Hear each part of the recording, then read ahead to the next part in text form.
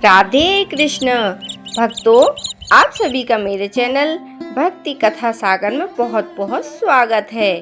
भक्तों, आज हम आपको पुरुषोत्तम मास महात्म्य के 12वें अध्याय का श्रवण कराएंगे और इसी के साथ पुरुषोत्तम मास में सुनी जाने वाली तुलसी जी की परम पावन कथा का भी श्रवण कराएंगे।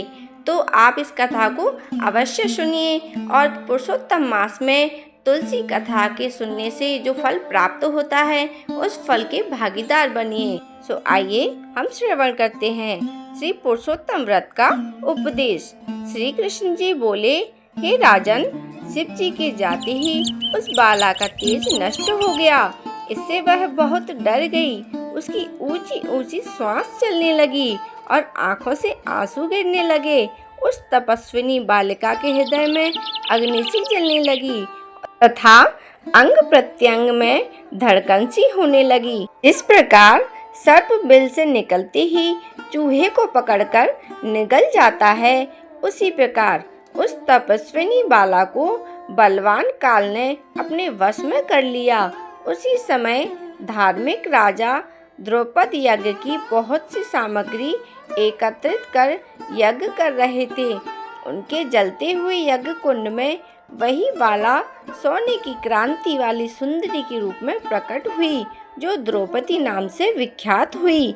इस द्रौपद कन्या को मत्स्य वेद करके स्वयंवर में अनेक राजाओं और भीष्म कर्ण आदिकाओं को निस्तेज करके अर्जुन से प्राप्त किया था। कानों में सूल के समान लगने वाले क्रूर वचन कहते हुए दुष्ट दुशासन ने जिसे चुटिया पकड़कर खींचा था, हे राजन, उस समय मैंने इसकी ओर ध्यान नहीं दिया, क्योंकि उसने पुरुषोत्तम मास की अवहेलना की थी। किंतु जब तक अपने प्रेम से मुझे बारंबार पुकारा, हे गोविंद, हे दीनबंधु, हे दया के समुद्र, मैं इस दुष्ट दुशासन के हाथ में पकड़ गई हूँ। तब मैं उसकी प्रार्थना सुनकर शीघ्र ही गरुड़ पर सवार होकर उस स्थान पर आया और उसे वस्त्रों से परिपूर्ण कर लज्जित होने से बचा लिया। इतना होने पर भी पुरुषोत्तम मास की अवहेलना वश में उसकी तरफ से उदासीन रहता था। इसलिए अब आगामी पुरुषोत्तम मास की तुम सेवा करो। 14 वर्ष पूरा होने पर तुम्हारा कल्याण होगा। भगवान श्री कृष्ण ने पांडवों को धीरज बनाते हुए आगे कहा, हे पांडुपुत्र, इस द्रौपदी के बाल उन्होंने खींचे या देखे हैं। मैं उन दुष्टों की स्त्रियों को केशहीन करूंगा। तुम दुर्योधन आदि पापी राजाओं को यमपुर भेजकर शत्रुओं को दंड देकर स्वयं राजा होगे। जो मेरे प्यारे भक्तों को दुख देते हैं वह नित्य ही मुझे दुख देते हैं। मैं उस दुष्ट की ओर देखता भी नहीं, उसे यमराज दंड देते हैं। भगवान श्री कृष्ण ने इस प्रकार द्रौपदी एवं पांडवों को समझाया तो पांडव गदगद होकर बोले, हे जनार्दन, आप हमारे जीवनदाता हैं, आप हमारी रक्षा करें। हे जगतपते, हमें कभी भुला न देना। हमारे चित्त रूपी भ्रमरों को अपने चरण कमरों में स्थान दो। वही हमारा जीवन है, आप ही हमारा आश्रय हैं। फिर भगवान श्री कृष्ण ने कहा कि अब हम द्वारका जाएंगे। फिर पांडवों ने श्री कृष्ण भगवान को रथ में आदर से बैठाकर विदा किया। श्री भगवान के प्रिय पुरुषोत्तम मास में मन लगाकर भगवान कृष्ण के वचनों को याद कर अपने भाइयों तथा द्रौपदी से धर्मराज युधिष्ठिर ने कहा, पुरुषोत्तम मास की कहानी तो सुनी ही है। पुरुषोत्तम की पूजा के बिना कैसे सुख प्राप्त हो सका है। जिस प्राणी ने पुरुषोत्तम पूजन किया वही धन्य है तथा श्रेष्ठ एवं पूज्य है। इस प्रकार पांडवों ने सब तीर्थों में घूमते हुए पुरुषोत्तम मास आने पर उसका व्रत नियम पालन किया। अंत में भगवान कृष्ण की कृपा से 14 वर्ष पूर्ण होने पर उन्होंने निष्कंटक राज्य प्राप्त किया। इससे पहले भी सूर्यवंशी राजा धृण धनवा पुरुषोत्तम मास के व्रत के प्रभाव से बड़ी सुख समृद्धि, पुत्र पौत्र आदि का अपूर्व सुख तथा अनेकों भोग भोग कर बड़े बड़े योगियों को दुर्लभ भगवान के लोक को प्राप्त हुआ। हे मुनि, इस मास का महात्म्य करोड़ों कल्प बीतने पर भी मुझ में कहने का सामर्थ्य नहीं है। भक्तों, इस प्रकार पुरुषोत्तम मास महात्म्य का 12वां अध्याय समाप्त होता है। भक्तों, अब हम पुरुषोत्तम मास में सुनी जाने वाली तुलसी माता की एक सुंदर सी कहानी का श्रवण करेंगे। एक समय की बात है, एक गांव में एक बुढ़िया रहती थी। गांव की सभी औरतें तुलसी जी को रोज जल सींचने जाती थीं।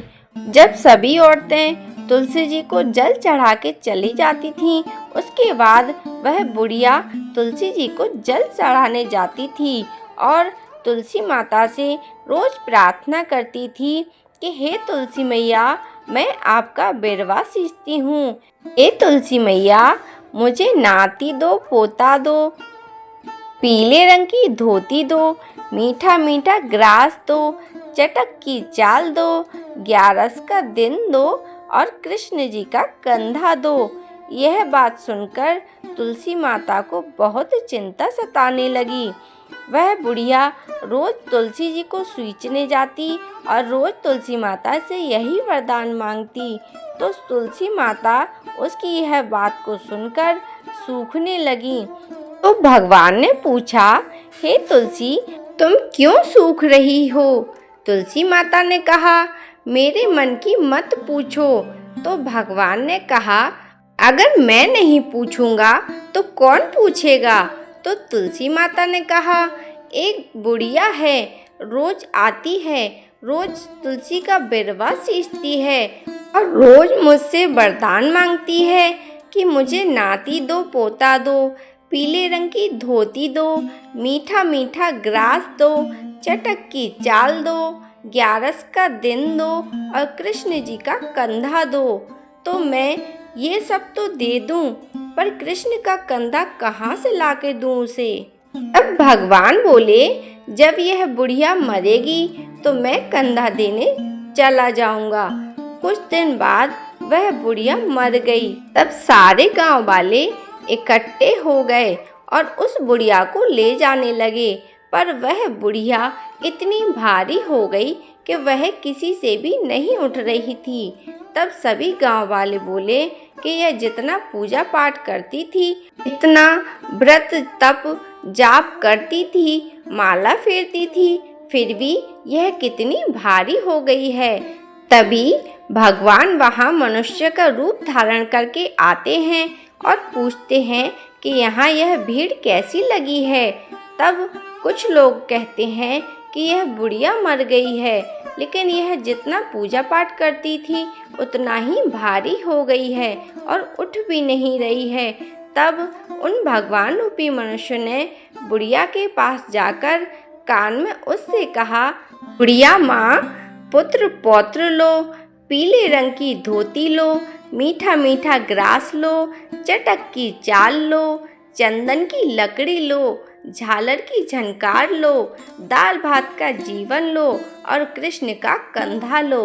यह सुनकर वह बुढ़िया हल्की हो गई और सभी ने और भगवान जी ने उसको अपने कंधे पर उठाया और जलाने ले गए। इस तरह से उस बुढ़िया को मुक्ति मिल गई। तुलसी मैया, जैसे आपने बुढ़िया की सभी इच्छाएं पूरी करी, वैसे भी हम सभी की इच्छाएं पूरी करना। बोलो तुलसी मैया की जय। भक्तों, अगर आपको मेरी वीडियो अच्छी लगी हो तो मेरी वीडियो को लाइक करें, शेयर करें और मेरे चैनल को सब्सक्राइब करें और बेल आइकन को ज़रूर से दबाएं, जिससे जब भी वीडियो डाली जाए तो आप तक नोटिफिकेशन पहुंच जाए। वीडियो देखने के लिए आप सभी लोगों का बहुत बहुत धन्यवाद।